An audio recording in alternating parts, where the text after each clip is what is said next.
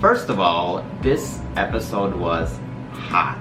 Let me start off by saying that they really cranked up the heat here. I wasn't expecting to see this much action this early into the series. You know what I mean? I knew something like this would be happening in this series, but I didn't expect for that to happen this early into the series. This all happened within the first 20 minutes of episode 2. They gave us all of that. Whew, I needed a break from that. I had to take a pause because that was a lot to take in. That beach scene, the shower scene, the bedroom scene. I mean, they kind of tested the waters a little bit, but once they've established that they were to some degree attracted to each other and that they wanted to get a taste of each other, I mean, as soon as that's been established, everything just kind of broke loose. They both just kind of went full throttle. It all started with, you know, Mut feeding him with clams. He was kind of playing hard to get. He was a little bit resistant, but then he eventually gave in. Then it turned into lip biting, to finger sucking, to making out, to sticking their tongue in each other's throats, to, I mean, you know the rest. It was wild. And they were out on the beach like nobody's watching. I mean, I was speechless. My jaw dropped when he went down on him. It was just, oh my gosh. Out in the beach, I was like, people could see you guys, but I guess they didn't care. But you know, they're just two consenting adults just having fun, you know, out in the open. But nonetheless, they were having fun. Although they may have different reasons as to why they did it, but both of them got their needs met, so I guess that's all that matters. It seems like Rak is doing it because he needed some inspiration and content for his novel. And then on the other hand, we have Mut, who seems to genuinely enjoy making love, and the fact that Rak is practically throwing money at him, it makes him want to do an even better job at pleasing Rak. And I think Mut enjoys the fact that Rak has this tendency to be inconsistent when he's in the mood.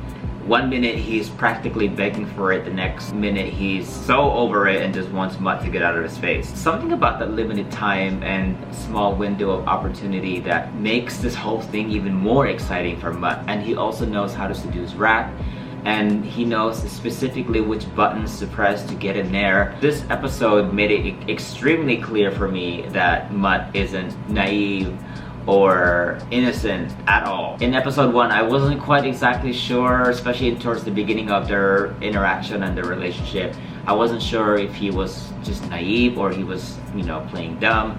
But episode 2 just made it super clear to me that the moment that he's met him, he wanted to eat his face. So this is so exciting for them. I'm excited for them, just seeing them discover this new dynamic, this new relationship. And I think Rak also enjoys the fact that he can pretty much order Mut to do whatever it is he wants him to do. I mean, after all, he's paying him big money to cater to his needs. So this whole thing, this whole newly established relationship and dynamic between the two of them is so exciting. But Rak doesn't seem to want to catch feelings. I think he just wants to hit it and quit it, which is fine. But I think it's really interesting that in order for Rak to be able to write a decent or a compelling love scenes, he has to draw inspiration from actually making love with another person. But now that they're spending more time with each other and learning a little bit more about each other, I think Mut is growing on Rak. That comment that he made about his butt hurting, mood. All kidding aside though, I really enjoyed their lunch scene where they get to share a little bit about each other and they get to share a little bit about their backgrounds. They're actually having a productive conversation and they're not just bickering and eating each other's faces. Here, they actually had a decent conversation, and it looks like Mut doesn't necessarily have the best relationship with his dad. He ran away at a young age of 15, and since then he just kind of had to learn to fend for himself and learn how to survive, and took on odd jobs as long as they paid him. So he really had to grow up really quickly in order to survive. That's amazing. It's just sad that he had to do that, but he had to do what he had to do to survive. So I wonder, you know, what happened between him and his dad, and also I wonder what happened to his mom. And I was also having difficulty with some of the translations. Certain scenes didn't have subtitles on screen. For those of you who were able to catch that or understood that, if you could just let me know what happened. That particular scene when Mut was on the phone texting, he was texting somebody, and I don't know what they were saying because I don't speak or read Thai. So for those of you who do, or who happen to know what that conversation consisted of, I would appreciate it if you could share it with me. And we also got a little glimpse of Rak's background. It makes sense now that he continues to give money to Mut. I guess he learned at a very young age that in order for you to be able to keep certain people in your life or to keep them around, you have to shell out some cash. So it looks like his dad threatened to abandon him and his mom if his mom didn't give him any money. Wow, that is sad. So now it feels like in order for Mut to stick around, he feels that he needs to keep showering him with money because he thinks that it's the only way he can keep Mut from running away. And it seems like he also learned at a very young age that love isn't real and that it's just a figment of our imagination. He's probably learned that people don't stay in a relationship because they love each other or because of love, but rather they stay because they need something from it, that they're benefiting from it. And once that relationship is no longer giving him what they want or what they need, then they don't feel the need to stick around or to stay. So to him, love doesn't exist. So which explains why he seems to not want to be attached to people. So he probably thinks that once he's exhausted his funds, people will no longer be interested in him. And this might be another reason why he has to have sex in order to write a compelling love scene.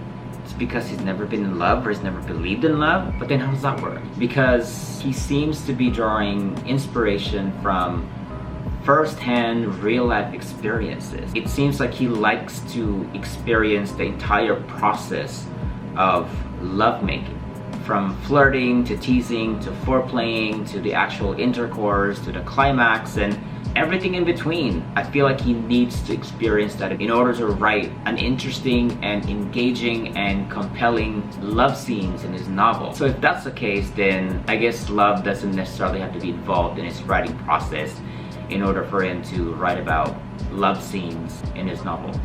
I guess. I don't know. I guess I don't know where I'm going with this.